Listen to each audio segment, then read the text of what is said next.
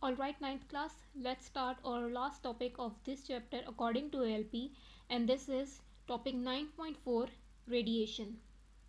The very first line of this topic says our sun is a major source of heat energy, but how does this heat energy reach the earth?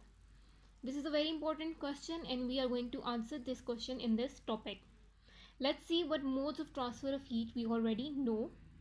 We know two modes of transfer of heat so far, which are conduction and convection. We know that conduction takes place by the vibration of atoms and free electrons, and convection takes place by the movement of molecules from a hot place to a cold place. This shows that both conduction and convection take place in the presence of a medium. Now, is there a medium that is present between the earth and the sun?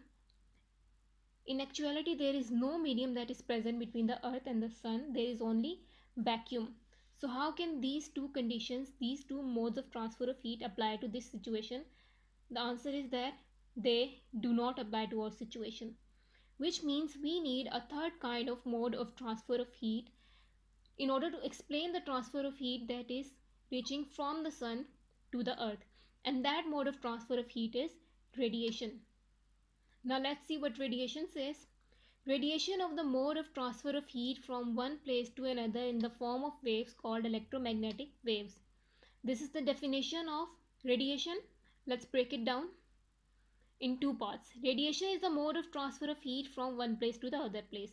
The definition says that radiation is a mode of transfer of heat. We already know that it is a mode of transfer of heat. The other two modes of transfer of heat are conduction and convection. The second part says in the form of waves called electromagnetic waves. Radiation is a mode of transfer of heat that occurs in the form of wave called electromagnetic waves.